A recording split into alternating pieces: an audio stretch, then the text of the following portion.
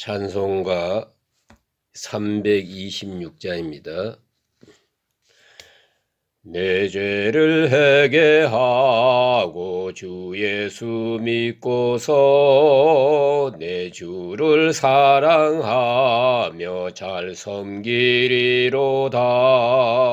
나 어디 가든지 무엇하든지 주 예수 위하여 충성하리라. 내 주의 뜻을 따라 나 살기 원하며 이 세상 있을 동안 주 섬기리로다. 나 어디 가든지 무엇하든지 주 예수 위하여 충성하리라. 내 모든 마음 들여 주 위에 일하며 내 주의 말씀 따라 잘 섬기리로다.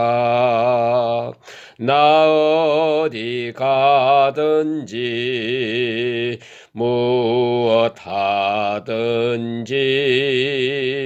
주 예수 위하여 충성하리라.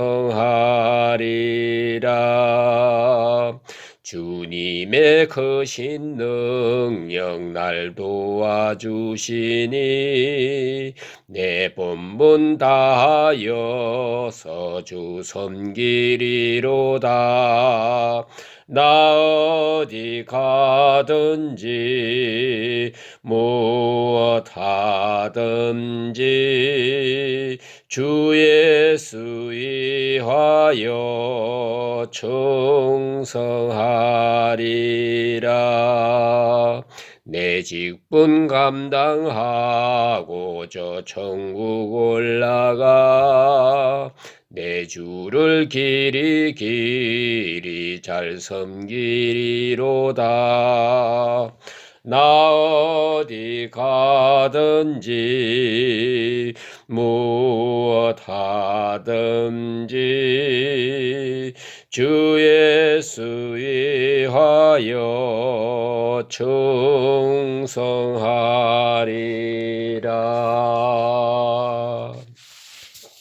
기도드리겠습니다. 하나님 아버지, 오늘 아침에도 저희들이 주님의 부름을 받아 저희들이 주 앞에 나왔습니다. 이렇게 나올 수 있도록 자유도 주시고 믿음도 주시고 성령의 감화로 우리를 재촉해 주신 이 모든 은혜와 사랑을 진심으로 감사합나이다. 아버지 하나님, 이렇게 찬송하며 하루를 시작합니다. 모든 것을 주께 맡기고 출발하오니 하루 종일 사는 생이 주의 손에 있게 하시고 주님을 목적 삼고 주님을 사랑하며 주님을 기뻐하며 그렇게 하루를 살아가게 하옵소서. 하나님 아버지, 어지러운 소식이 들려와도 우리의 마음은 고요하게 하옵소서. 그리고 마음에 원치 않는 일들이 우리 앞에 생길 수도 있고 깜짝 놀랄 만한 일도 있지만은 항상 조용한 가운데서 주를 바라보며 하나님을 섬길 수 있는 하루하루가 되어지기를 간절히 기도합니다. 아버지 하나님, 어리석고 우둔한 저희들에게도 계속해서 하나님 말씀을 들려주시고 성령으로 함께 해주신 것 감사합니다. 원컨대 우리가 주님의 말씀을 깨닫는 대로 다 실천하지 못했지만은 하나님이여 또다시 깨닫게 하시고 더 깊은 세계를 헤아릴 수 있게 하사 주의 뜻을 알고 주의 뜻에 합당하게 사는 하루하루가 되어지기를 간절히 기도합나이다. 자비하시온지여, 오늘도 하나님 말씀이 바로 전해지게 하시고 듣는 이로 하여금 은혜의 시간 되게 하옵소서. 오늘 하루의 모든 삶을 주께 의탁하옵고 예수님의 이름으로 간절히 감사하며 기도합나이다. 아멘. 오늘도 계속해서 골로새서 3장 오늘은 22절에서 마지막 25절까지 봉독해 드리겠습니다. 종들아 모든 일에 육신의 상전들에게 순종하되 사람을 기쁘게 하는 자와 같이 눈가림만 하지 말고 오직 주를 두려워하여 성실한 마음으로 하라.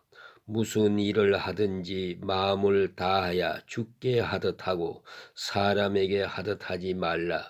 이는 기업의 상을 주께 받을 줄 아나니 너희는 주 그리스도를 섬기느니라.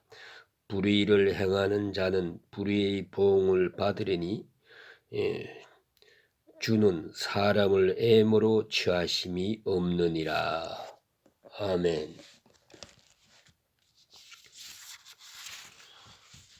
지난 시간에는 우리가 기독교의 구체적인 교리, 특별히 가장 기본적인 가정 문제에 대해서 말씀을 들었습니다.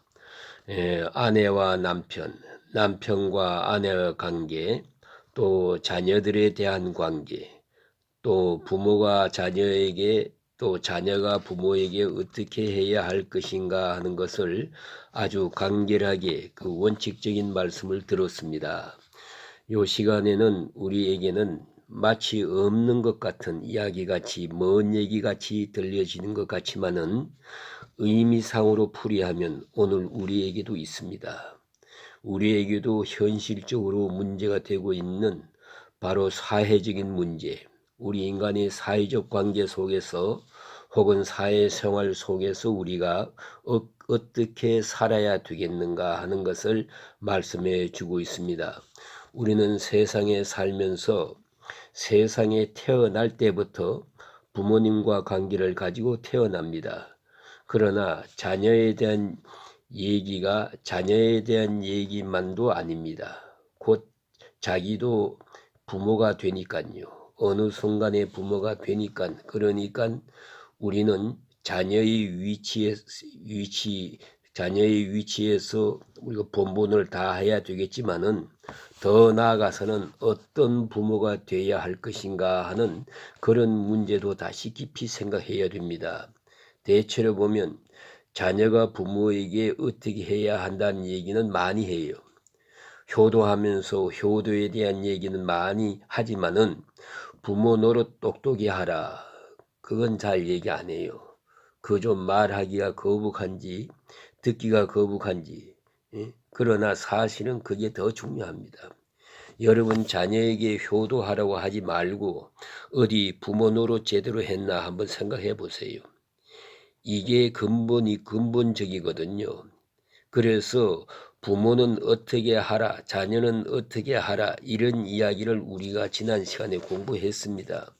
그런데 우리가 또 한 가지는 사회생활을 하거든요. 사회에 들어와 살다 보면은 우리가 아무리 외쳐봐도 다 평등한 것은 아니에요. 우리가 평등 찾다가 이 평등 원리에 몰두하다가 많이 다쳤어요. 예. 그게 바로 공산주의자라는 것입니다. 무조건 밀어붙여 평등이에요. 예. 지나간 얘기입니다마는 8.15 해방 이후에 조금 있다가 공산당이 나와가지고 저 북한 땅을 점령하게 됩니다. 1940년 이 사회가 차차 공산화되어 갈 때 시아버지 동무하고 이렇게 나오니까 심지어는 목사 보고도 목사 동무 전부가 동무다 이거예요. 여기 아래 위가 어디 있어요? 아바이 동무, 아들 동무 이러는 거예요. 그러나 그 기본 철학이 뭐냐 하면 평등이지요. 우리가 그동안에 너무 수직적인 관계에서 살았어요. 엄한 아버지, 아주 그냥 노예처럼 수고해야 하고 복종해야 하는 그런 자식, 뭐 이런 관계, 또 이런 사회, 또 사회에 나가서도 그래요. 뭐 사장님, 부장님, 계장님, 어디 가나 윗사람이 있고 아랫사람이 있고 그들 속에 게다가 또 부자 가난한 사람, 높은 사람 낮은 사람 여기에서 우리가 너무 고생했다 해가지고 이걸 싹 쓸어버리고 아주 동무 이래 버렸단 말이에요. 예? 어디 가나 다 이렇게 평등하게 그렇게 한번 생각해 보았어요. 그걸 구현해 보았어요. 생활 속에 실천해 보았어요. 그런데 참 매력이 있잖아요. 얼핏 생각하면은 이제는 아래 위가 없다. 전부가 동무다. 이렇게 놓고 보았는데 웬걸요. 어느 사회에 보니 거기에도 계급이 있더라고요. 또 다른 계급, 또 다른 주인이 있고 또 다른 노예가 있어요. 여기에 깜짝 놀랐어요. 우리가 지나고 보니까 공산주의가 도리어 자본주의보다 더 높은 계급이 있고 더 엄격한 계급이 있어요. 엄격한 귀족이 있어요. 이걸 깨닫게 되면서 세상에 다시 한번 큰 변형을 일으켜서 오늘 우리가 자유민주주의라고 하는 여기까지 왔습니다. 그리고 보면은 사실 이 제도적으로 노예가 없다고 노예가 없는 것입니까? 그게 문제가 아니거든요. 그래서 동무라고 불렸다고 해서 다 하나가 되어지더냐고요. 그게 아닙니다. 그래서 오늘 본문에 나타난 이 종들아라고 하는 말, 이건 눌린 자를 말하는 거예요. 아랫사람을 말하는 것입니다. 가난한 사람을 말하는 것이고 낮은 신분의 사람을 말하는 것입니다. 종들아, 너희는 순종하라. 이렇게 말씀하고 있습니다. 얼핏 보기에는 이 말씀을 보면 마치 노예 제도를 기존 사실로 인정하는 것 같은 그런 생각입니다. 왜 노예 제도를 없애지 못하고 노예 제도는 안 된다. 노예 해방이다. 이렇게 되지를 않고 왜 노예 제도는 놔두고 얘기를 하는가. 오히려 주인에게 순종하라. 이렇게 말하고 있는가. 여기 좀 불만스럽지요. 이거 우리가 좀 생각해 볼 필요가 있거든요. 예. 이제 빌레몬서에 보면은 그 노예는 주인에게 순종하라. 그리고 또 주인 보고는 노예를 형제와 같이 사랑하라 그랬어요. 노예지만은 내 마음으로는 형제와 같이 대하라. 이렇게 명령하는 것을 볼 수가 있습니다. 그러니까 정신적으로는 평등이에요. 영적으로는 평등이에요. 신앙적으로는 평등이에요. 그러나 사회 제도적으로는 엄연히 노예고 주인입니다. 이것을 말씀하고 있는 것이 성경의 아주 깊은 의미입니다. 성경은요, 제도를 바꾸는데 제도부터 바꾸는 데 대해서 흥미가 없어요. 제도로부터 바꿔봐야 소용없어요. 100년 바꿔도 마찬가지입니다. 여러분 잘 아시잖아요. 요새 와서 뭐 개혁 밤낮 외치는데 됩니까? 마음이 달라져야 되는 거예요. 그 마음 그대로 가지고 개혁 자꾸 바꾸고 아무리 해봐도 되는가? 안 됩니다. 결국은 가치관이 변하고요. 세계관이 변하고 하는 그 마음 깊은 곳에서부터 변화가 와야 비로소 변화가 되는 것이지, 제도를 바꾼다고 해서 구조 조정한다고 이게 될 수 있는 이야기가 아닙니다. 그래서 성경은 노예 제도라고 하는 이 구조에 대해서만 흥미가 없어요. 제도는 그냥 놔두고 그건 하나의 문화적 생활이니까 혹은 정치적 상황이기도 해요. 이런 상황에 대해서는 그대로 두고 문제는 정신적인 문제에 대해서 말씀하고 있습니다. 그것이 오늘 본문에 나타난 특징이고요. 그 다음에 이보다 더 중요한 것이 있습니다. 그 안에 숨겨진 이야기를 생각해야 됩니다. 그게 뭐냐 하면 성경에 나타나진 않는 것 같지만은 확실하게 나타나 있습니다. 그게 뭐냐 하면은 벌써 노예들이 교회에 나왔다는 거지요. 노예는요, 교회에 나올 수 없어요.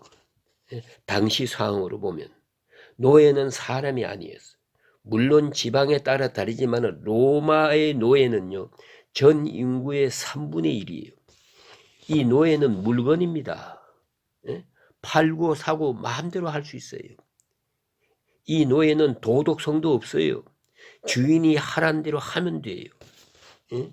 심지어는 노예는 양심도 필요 없어요. 주인의 명령에 그냥 따를 뿐입니다. 게다가 노예는 옷도 없죠. 신발도 없어요. 그리고 애양간 같은 데 북저기를 해놓고 거기서 그냥 바로 동물 옆에서 그렇게 사는 거요. 상상해 보세요. 이 사람이 교회에 나면 어떻게 되겠어요? 예수님이 그 성전에 있던 얘기를 한번 합시다. 예수님이 복음을 전하실 때 많은 사람들이 예수를 따랐어요. 거기에 바리새인도 서기관도 따르고 싶고 그랬는데 이 사람들이 불만이 많아요. 왜 예수님이 참 훌륭하고 좋은 말씀 많이 하시는데 분명히 하나님이 보내신 메시아 같이 보이는데 왜 여기에 더러운 세리와 같이 다니냐? 왜 죄인들이 같이 있느냐는 거예요. 더군다나 막달라 마리아 같은 여자가 저 사이에 있느냐 이거예요. 어찌하여 죄인들과 같이 있나 그랬거든요. 한마디로 말하면 예수를 따르는 무리들 속에 세리나 창녀 출신 이런 사람이 거기 같이 있는 것이 못마땅한 거예요. 그렇다면 초대교회는 더 말할 것도 없어요. 그래서 이상하게도 예수를 따르는 그 속에 노예가 함께 있었다는 얘기는 이게 여기 지적되지 않고 있습니다. 어쨌든 이 초대 교회는요, 벌써 노예가 교회에 나왔어요. 노예를 사람으로 영접했어요. 그리스도인으로 영접했어요. 그 노예가 세례를 받았어요. 하나님의 자녀로 인정을 받고 동등하며 같이 예배를 드렸어요. 이게 보통 일입니까? 노예와 함께 예배드렸다. 이 굉장한 일이에요. 그리고 같은 형제로 하나님의 자녀로 동등하게 대우했다는 말씀입니다. 그뿐만 아니라 좀 더 깊이 말씀을 드리면요. 대로마 제국을 복음화하는 데 있어서 노예가 큰 공로를 세웁니다. 왜냐하면요. 노예들이 예수 믿고 진실해지고 아주 착해지고 충성스러운 사람들이 되었거든요. 주인을 위해서 기도합니다. 우리 집 주인 건강하게 해주세요. 형통하게 해주세요. 정치가로 일하는데 훌륭한 일을 하게 해달라고 간절히 주인을 위해 기도하거든요. 이래서 주인들이 회개했다는 거 아닙니까? 그러니까 절대적인 공로자가 노예입니다. 한마디로 말하면 제도는 그대로 있는데 정신적으로 노예 해방이 이루어진 거예요.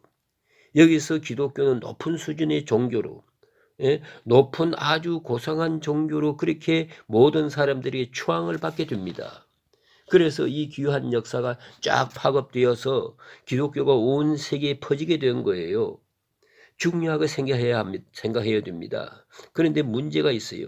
이렇게 교회에 가서 평등하게 대하다 보니까 그 노예 가운데 다 잘 믿어서 우리 주인이 예수 믿게 됐으니까 우리가 더 열심히 해야 되겠다. 더 충성하고 더 진실하게 일을 해야겠소 하는 그런 사람도 있지만은 개중에는요. 그게 아니거든요.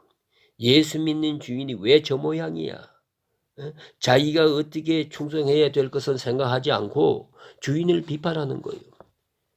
예수 믿는 주이니까 우리가 그렇게 충성할 필요가 없다. 이렇게 된 거예요. 그리고 우리를 왜 이렇게 고생시키나? 비판이 많아요. 그래서 오늘 성경은 말씀하시는 거예요. 교회에 나오는 노예 보고 하는 말입니다. 밭에 있는 사람 보고 하는 말이 아니에요. 교회에 나와서 같이 예배 드리고 있는 그 노예를 보고 하는 말이에요. 그래서 종들아, 모든 육신의 상전들에게 순종하라. 이 순종이란 게 아주 중요한 의미를 가집니다. 자유로운 순종을 말하는 거예요. 여기서는 오히려 신앙 안에서 순종하는 거예요. 그러니까 노예와 비노예와 사이에는 중요한 결정적인 이유가 있답니다. 신분의 문제가 아니에요. 당신이 무슨 일을 하고 있느냐가 중요하지 않습니다. 중요한 것은 내가 억지로 하면 나는 노예가 되는 거예요. 한평생 여러분 가정에서 살지만은 보세요. 부엌에서 일하는 거 기쁜 마음으로, 즐거운 마음으로, 사랑하는 마음으로 일하면 그건 자유인이지만은, 어찌다 내가 여자로 태어나서 이게 무슨 팔자냐, 이렇게 하면 그 순간 자기는 노예입니다. 신앙적으로 섬기고 순종해 나가면 내 가치를 자유인으로 만드는 거예요. 그렇기 때문에 뭐 억지로 하느냐, 형식적으로 하느냐, 형벌 때문에 하느냐, 아니면 조금 더 고상하게 말하면 보상을 바라고 하느냐, 칭찬받으려고 하느냐, 상 받으려고 하느냐, 복 받으려고 하느냐, 이것이 뭐죠? 이것도 노예입니다. 싹군이에요. 그러나 이것을 다 빼고 이것도 내가 이제는 오로지 사랑하는 마음, 존경하는 마음, 저분을 위해 수고하는 것은 내 영광이요, 내 자랑이요. 내 아들을 위해 수고하는 것 이보다 더 큰 영광이 없다. 큰 축복이 없다. 이렇게 신앙적으로 자율적으로 자발적으로 하게 되면 그때 내가 자유인이라는 걸 잊지 마세요. 자유인이라는 것은 결코 구조적인 문제가 아니고 신분의 문제가 아니에요. 내 마음가짐의 문제예요. 삶의 자세의 문제라는 것을 꼭 잊지 말아야 합니다. 그러면 내가 지금 자유인입니까? 아니면 노예입니까? 한번 생각해야 되겠고요. 어떤 자리에 있든지 간에 온전히 순종하고, 특별히 여기 본문에 가르쳐 주시기를 육신의 상견에게 순종하되 사람을 기쁘게 함같이 하지 말고, 눈가림만 하지 말고, 여기 눈가림만 하는 것, 그리스도인은 절대로 위선자가 될 수 없어요. 외식주의자가 될 수 없어요. 하나님을 믿으니까 눈가림만 기회주의자가 될 수가 없어요. 이래 되면은 어느 사이에 비참한 노예 근성이 생깁니다. 보든 안 보든, 상을 주든 말든, 나는 나대로 내 진실하게 이대로 충성하게 이렇게 살아가는 것이 얼마나 자유롭습니까? 그 다음 성경 말씀은 이렇게 말해요. 오직 주를 두려워하여. 이게 경건입니다.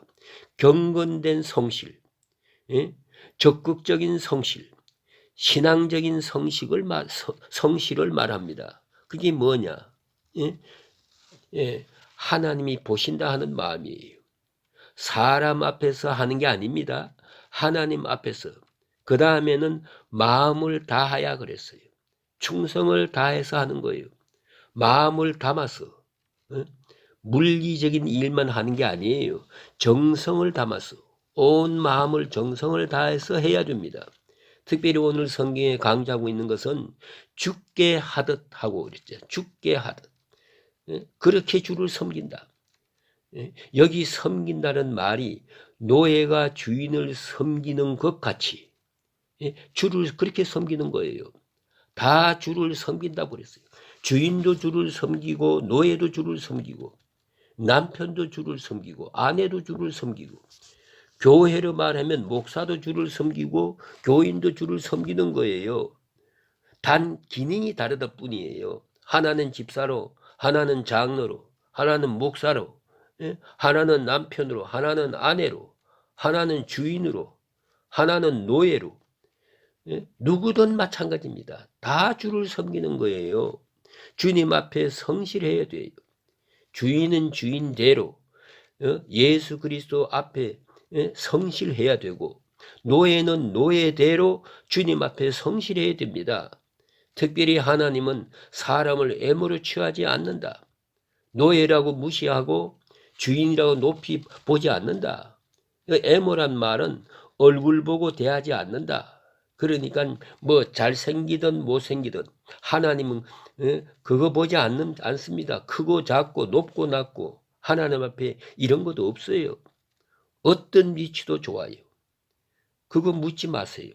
다만 하나님 앞에 다 같이 주를 섬기고 주님만 기쁘시게 하고 주님 앞에 충성하고 진실하면 그것이 바로 그리스도인의 성실입니다 하는 귀한 교훈의 말씀입니다. 이게 내가 함께 하실 여러분을 축원합니다.